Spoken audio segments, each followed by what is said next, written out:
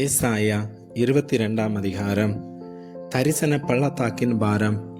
உன்னில் உள்ளவர்கள் எல்லாரும் வீடுகளின் மேல் ஏறுவதற்கு உனக்கு இப்பொழுது வந்தது என்ன? சந்தடிகளால் நிறைந்து ஆரவாரம் பண்ணி களி கூர்ந்திருந்த நகரமே, உன்னிடத்தில் கொலையுண்டவர்கள் பட்டயத்தால் கொலையுண்டதில்லை, யுத்தத்தில் செத்ததும் இல்லை. உன் அதிபதிகள் எல்லாரும் ஏகமாய் ஓடி அலைந்தும் வில் வீரரால் கட்டப்படுகிறார்கள். உன்னில் அகப்பட்ட யாவரும் தூரத்துக்கு ஓடியும் ஏகமாய் கட்டப்படுகிறார்கள். ஆகையால் என்னை நோக்கி பாராதேயுங்கள். என் ஜனமாகிய குமாரத்தி பாழாய் போனது நிமித்தம் மனங்கசந்து அழுவேன். எனக்கு ஆறுதல் சொல்ல வராதேயுங்கள் என்கிறேன். சேனைகளின் கர்த்தராகிய ஆண்டவராலே இது தரிசன பள்ளத்தாக்கிலே அமளியும் மிதி உண்குதலும் கலக்கமும் உள்ள நாளாயிருக்கிறது. இது அலங்கத்தை தகர்த்து பர்வதத்துக்கு நேரே ஆர்ப்பரிக்கும் நாளாயிருக்கிறது. எலாமியன் அம்பார துணியை எடுத்து இரதங்களோடும் காலாட்களோடும் குதிரை வீரரோடும் வருகிறான். கீர்கேடகத்தை வெளிப்படுத்தும்.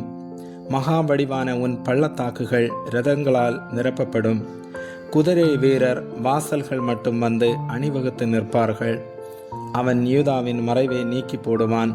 அந்நாளிலே வன மாளிகையாகிய ஆயுதசாலையை நோக்குவாய்.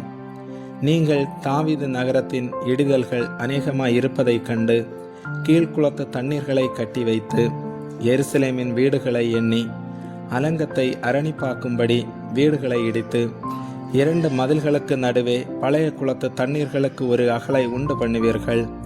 ஆனாலும் அதை செய்தவரை நீங்கள் நோக்காமலும் அதை ஏற்படுத்தி தூரத்திலிருந்து வர பண்ணினவரை கவனியாமலும் போகிறீர்கள்.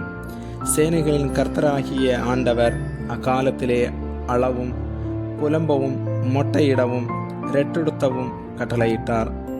நீங்களோ சந்தோஷித்து கழித்து ஆடு மாடுகளை அடித்து இறைச்சியை சாப்பிட்டு திராட்சரசத்தை குடித்து புசிப்போம் குடிப்போம், நாளைக்கு சாவோம் என்று சொல்வீர்கள். மெய்யாகவே நீங்கள் சாகு மட்டும் இந்த அக்கிரமம் உங்களுக்கு நிவர்த்தியாவதில்லை என்று சேனைகளின் கர்த்தராகிய ஆண்டவர் சொல்லுகிறார் என்பது என் செவி கேட்கும்படி சேனைகளின் கர்த்தரால் தெரிவிக்கப்பட்டது.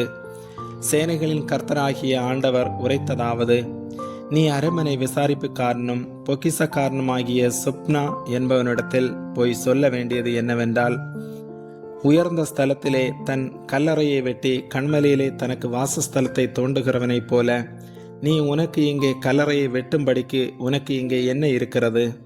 உனக்கு இங்கே யார் இருக்கிறார்கள்? இதோ பலவான் ஒருவனை துரத்துகிற வண்ணமாக கர்த்தர் உன்னை துரத்திவிட்டு நிச்சயமாய் உன்னை மூடி போடுவார். அவர் உன்னை உருண்டையைப் போல அகலவும் விசாலவுமான தேசத்திலே சுழற்றி எறிந்து விடுவார். அங்கே நீ சாவாய். அங்கே உன் மகிமையின் இரதங்கள் உன் ஆண்டவனுடைய வீட்டுக்கு இகழ்ச்சியாக இருக்கும். உன்னை உன் நிலையை விட்டு துரத்தி விடுவேன். உன் ஸ்தானத்திலிருந்து நீ பிடுங்கி போடப்படுவாய். அந்நாளிலே இல்கியாவின் குமாரனாகிய எலியாக்கிம் என்னும் என் ஊழியக்காரனை நான் அழைத்து உன் வஸ்திரத்தை அவனுக்கு தரித்து உன் கச்சையால் அவனை இடைக்கட்டி உன் அதிகாரத்தை அவன் கையிலே கொடுப்பேன். அவன் எருசலேமின் குடிகளுக்கும் யூதாவின் வம்சத்துக்கும் தகப்பனாயிருப்பான். தாவீதுடைய வீட்டின் திறவுகோலை அவன் தோளின் மேல் வைப்பேன். ஒருவரும் பூட்டக்கூடாதபடிக்கு அவன் திறப்பான், ஒருவரும் திறக்கக்கூடாதபடிக்கு அவன் பூட்டுவான். அவனை உறுதியான இடத்திலே ஆணியாக கடாவுவேன். அவன் தன் தகப்பன் வீட்டுக்கு மகிமையான சிங்காசனமாக இருப்பான். அதன் மேல் அவன் தகப்பன் வம்சத்தராகிய புத்திரர் பௌத்திரருடைய மகிமை அனைத்தையும் சிறிதும் பெரிதுமான சகல பானபாத்திரங்களையும் தூக்கி வைப்பார்கள். உறுதியான இடத்தில் கடாவப்பட்டிருந்த ஆணி அந்நாளிலே பிடுங்கப்பட்டு முறிந்து விழும். அப்பொழுது அதன் மேல் தொங்கின பாரம் அறுந்து விழும் என்று சேனைகளின் கர்த்தர் உரைக்கிறார். கர்த்தரே இதை உரைக்கிறார் என்று சொல் என்றார். ஆமேன்.